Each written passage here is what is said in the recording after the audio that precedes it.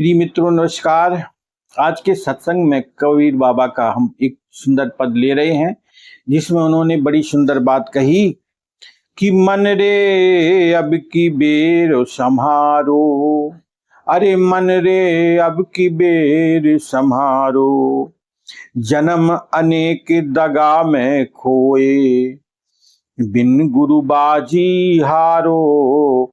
मन रे अब की बेर संहारो, बालापन ज्ञान नहीं तन में, जब जन्मो तब बारो।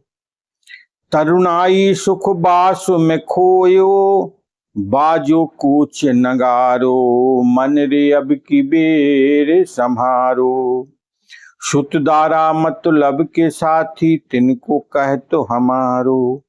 तीन लोक और भुवन चतुर्दश, सब ही काल को चारो। मन रे अब की बेर संहारो, पूर रहो जगदीश गुरु, तनु बासे रहो नियारो। कहीं कबीर सुनो भई साधु, सब घट देखन हारो। मन रे अब की बेर संहारो।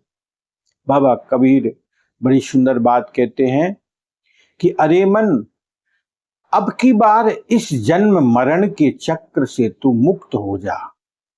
ऐसी समझ पैदा कर, ऐसा संभल जा, अपने विवेक को जागृत कर ले, ताकि बार बार माता के गर्भ में ना जाना पड़े और तू मुक्ति के मार्ग पर चल दे। तेरा जीवन का कल्याण हो जाए भाई। जन्म अनेक दया दगा में खोए, अनेक जन्म छल कपट में निकल गए। कभी कुछ चाहिए कभी कुछ चाहिए, ये वासनाओं ने हमें मुक्त नहीं होने दिया। अनेक जन्म निकल गए, इस वासना की वृत्ति में लगकर अपने आप को हम मुक्त नहीं बना पाए। बिन गुरु बाजी हारो, और सदगुरु के ज्ञान को अपने अंदर नहीं पचा सका। इसके कारण भी मनुष्य जीवन का लाभ तुझे नहीं मिल पाया। इसलिए मन, तो अब की बेर, अब की इस स्थिति को समझकर जागृत हो जा। बालापन ज्ञान नहीं तन में, जब जन्मो तब बार्यो। कहते हैं कि जो बालकपन की आयु होती है उसमें तो विवेक नहीं होता है मित्रों, और जब जन्मो तब बारो।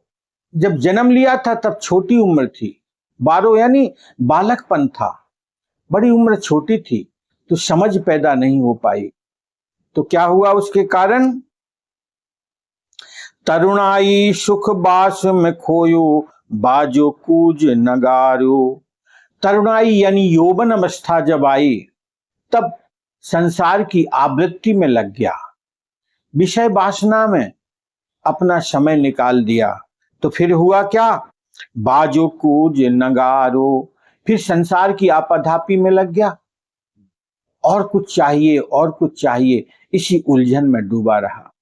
अरे मन, तू मुक्ति के मार्ग पर नहीं चल पाया, तो अब तो मौका मिला है, अब तो समझ ले मेरे भाई। मन रे अब की बेर संहार, अब तो समझ जा भाई। अब इस आवृत्ति से मुक्त होने के लिए कुछ प्रयास कर, ताकि तेरा जन्म मरण से मुक्ति तुझे मिल जाए। और कहते हैं, सुतदारा मतलब के साथी, तिनको कहते हमारो। संसार में सब कुछ मेरा अपना है, ऐसा तू बार बार बोल बोलकर अपने आप को विस्मरण की राह में डालता है। हरि के सुमरन में नहीं चित्त को जोड़ पाता है। इसके कारण विषय वासना में उलझा पड़ा रहता है और हरि का सुमरन चिंतन नहीं कर पाता है, जिसके कारण क्या हुआ? तीन लोक और भुवन चतुर्दशो, सब ही काल को चारो।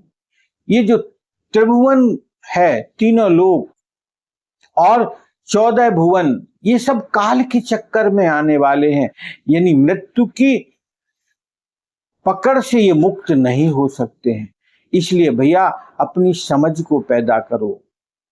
ये काल का चक्र है, ये चारा है उसका। तो क्या होगा? पूर रहो जगदीश गुरु तन, बासे रहो न्यारो।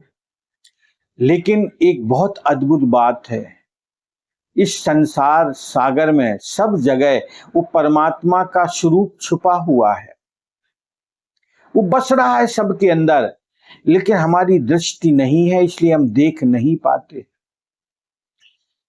बासो रहो न्यारो, वो जो ब्रह्म की सत्ता है उससे तू अलग रहा, उसको नहीं समझ पाया।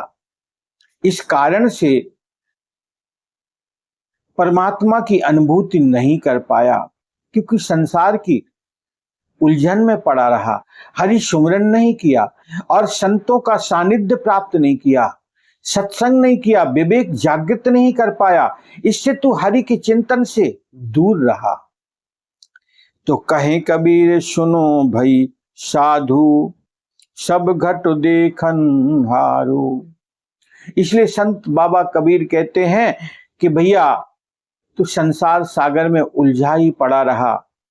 ये जो व्यापक सत्ता है, जो देखने वाला है, तुझे हर क्षण देख रहा, लेकिन तू उसको नहीं देख पाया। परमात्मा की नजर हमारे ऊपर 24 घंटे है और वो हमारे अंदर 24 घंटे विद्यमान है, कभी हमसे दूर है ही नहीं। इतने नजदीक होने पर भी हम उसका अनुभव नहीं कर पाते हैं। लेकिन ऐसा विवेक हमने प्रयास करके, पुरुषार्थ करके जागृत नहीं कर पाया, और उसकी कृपा की अनुभूति, उसका दीदार, उस भाव को हम अपने अंदर जागृत नहीं कर पाए, इसलिए उलझन में हम पड़े हुए हैं। मित्रों, इस बात की समझ हमारे जीवन में होनी चाहिए। हम अपने विवेक को ऐसा जागृत करें ताकि हमारे जीवन का कल्याण हो जाए, और तभी हो सकता है जब हम